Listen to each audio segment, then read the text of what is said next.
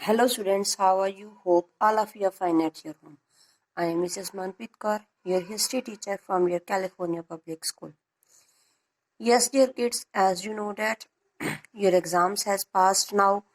Now we are starting the further syllabus of the final term. So today we have to start the 6th class, 7th chapter, Jainism and Buddhism.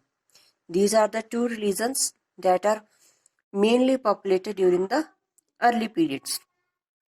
So today's date is 9 November 2020.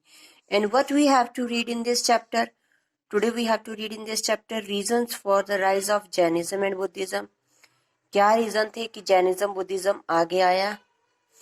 Life of Vardhana Mahavir की life के बारे में, teachings और spread of Jainism के बारे में, teachings, life and teachings of the Gautam Buddha, founder of the Buddhism, spread and decline of Jainism and Buddhism, comparison between these two religions. These things we have to discuss in this chapter. So, the 6th century BCE is an important stage in the Indian history. This period saw the rise of the numerous religious sects which questioned the prevalent Vedic ritualism. कहते काफ़ी ज़्यादा हमें religious sects आगे आए, ठीक है, religious पॉपुलैरिटीज, जो ये चीज वैदिक पीरियड में जो भी रिचुअल्स वगैरह रीति रिवाज चल रहे थे उनके ऊपर उन्होंने क्वेश्चन किया कि ये ऐसे नहीं होने चाहिए.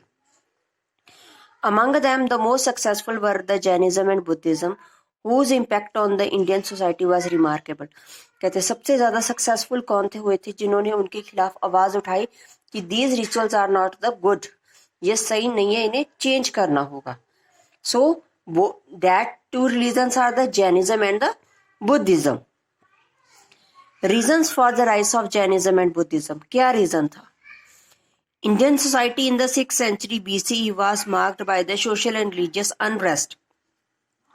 कहते सोशली और रिलीजियसली अनरेस्ट थी 6th century में, BCE बिफोर कॉमन एरा में.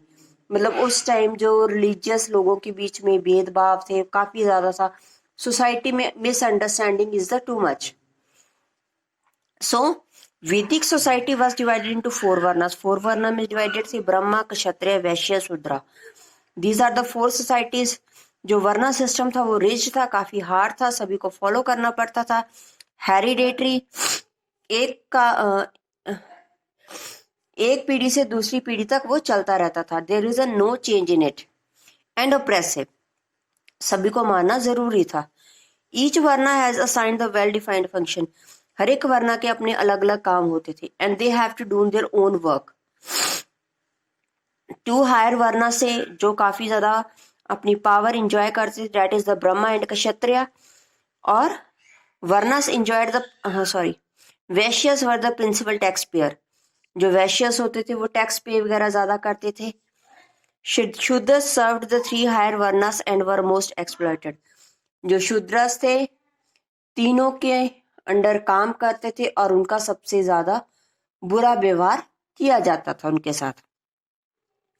This varna divided society generated the social tension increase हो रही थी. Kshatriya resented the domination of the Brahmans. Growth of trade led to the improvement in the economic condition. कहते Kshatriya Brahmins के ऊपर उन्होंने आवाज उठाई, ट्रेड था वो इंक्रीज होता गया. और जो हम कहते हैं कि वैश्यस की इकोनॉमिक कंडीशन वो इम्प्रूव हो गई. Vaishyas who wanted to enhance their social status. Economic condition अच्छी होगी बट उनका जो स्टेटस था वो अभी भी ब्राह्मण्स और क्षत्रियस के नीचे था, चाहे उनके पास उनसे ज्यादा पैसे क्यों ना हो, but they are low in the society in front of the Brahmins and the Kshatriyas.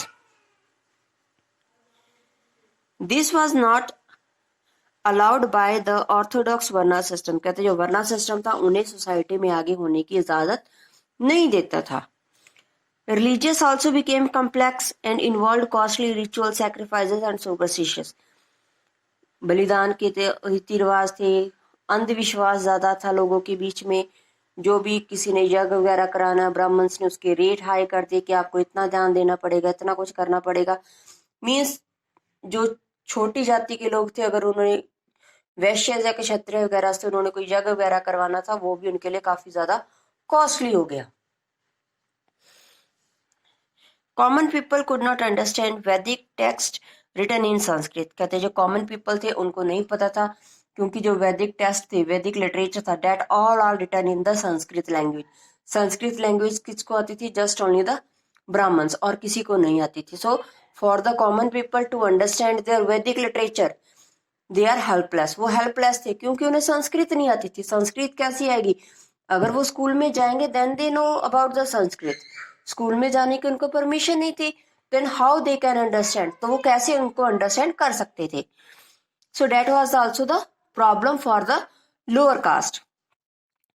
Brahmins interpreted the Vedas to suit their status and the power. Brahmans ये कहते थे कि जो वेदा है, वैदिक लिटरेचर है, जस्ट मेड फॉर देम, सिर्फ उनके लिए ही बना है कि उन्होंने ही पढ़ना है, उन्होंने ही आगे उसके बारे में ज्ञान देना है, और किसी को परमिशन नहीं है। Thus, in the 6th century BCE, there emerged many teachers and philosophers who preached the doctrines of practical nature. कहते 6th century BCE में काफी ज्यादा टीचर्स फिलोसफर्स आगे आए, जिन्होंने नेचर के बारे में लोगों को बताया कि ये चीज होनी चाहिए, कि आपके साथ अन्याय हो रहा है, ये हो रहा है। They have to be aware, लोगों को अवेयर किया कि this one happened with you, that was the wrong, कि वो रॉन्ग हो रहा है आपके साथ, that was not the correct, वो सही नहीं है। You have to raise the voice, अपनी आवाज उठाओ, और you have to get your rights, अपने राइट्स को लो। Among them most important ones थे Vardhama, Mahavir and Gautam Buddha. These are the two. Vardhama Mahavir related to the Jainism and Gautam Buddha related to the Buddhism. Firstly, Jainism. Jainism is one of the oldest religion of the world. सबसे पुराना religion है world का। जैनिक tradition के दौरान enlightened person or a great teacher leads them in the path of the dharma. कि जो अच्छा teacher होगा, जिसे ज्ञान प्राप्त है, वो ही आपको सीधा रास्ता दिखा सकता है। This teacher is called the त्रिक्तकानकारा। त्रिक्तकानकारा का उन्हें कहा जाता है। और 24 त्रितानकारा से जैनिज्म में फर्स्ट थे ऋषभदेव, और जो महावीर थे वो 24 से, और लास्ट त्रिकाना थे। So that is the Jainism. So about the life of the Mahavira we have to discuss in the next video. Hope up to here you have to listen the video and do the assignment related to this video. So take care. Bye bye.